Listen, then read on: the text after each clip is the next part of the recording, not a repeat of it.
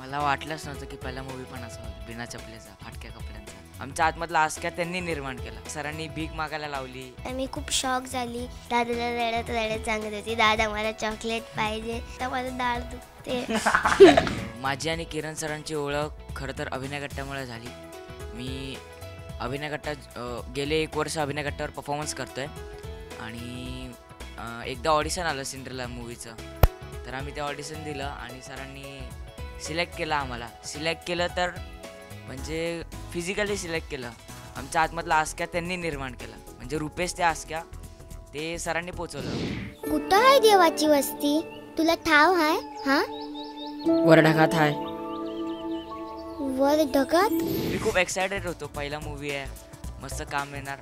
काम मिळालंच आहे. आणि पण जेव्हा सरांनी आम्हाला सांगितलं की आस्क्या राणी असे भिकारी वगैरे असतात, त्यांना मग आम्हाला सरांनी ट्रेन केलं. 2 महिने अभिनय कट्ट्यावरच ट्रेनिंग घेतली. मग आम्हाला सरांनी भीक मागायला लावली. भीक मागितल्या, आम्ही सिग्नलवर भीक मागितली. आम्हाला सोडलं असं मेकअप वगैरे करून, ते कपडे खराब वगैरे.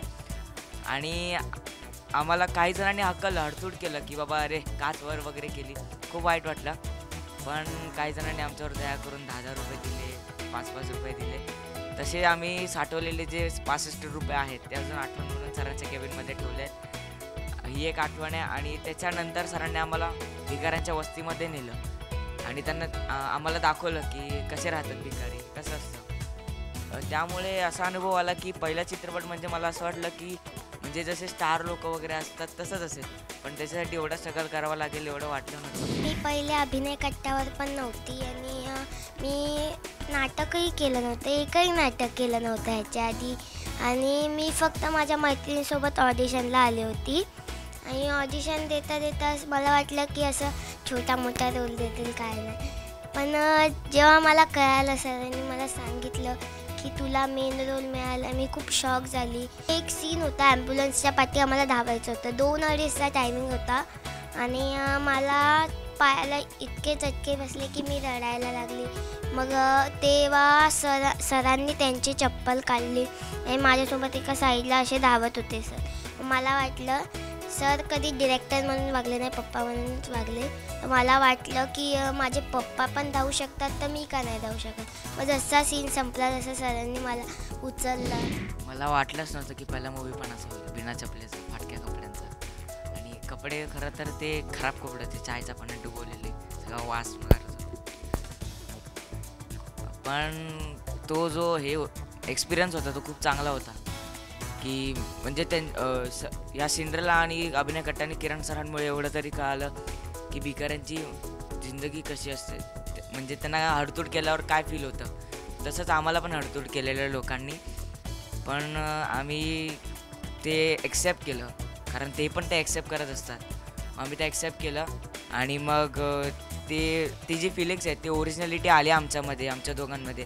आणि तीच आम्ही तिथेच on camera, on set present केली. दादा खूप माझे लाड करतो. आई जर मी पडली, तो पडायचा सीन होता. तू जाते हां, तेव्हा तिकडून आम्ही धावत होतो आणि दादा एवढे फास्ट धावत होता ते हे कळालं.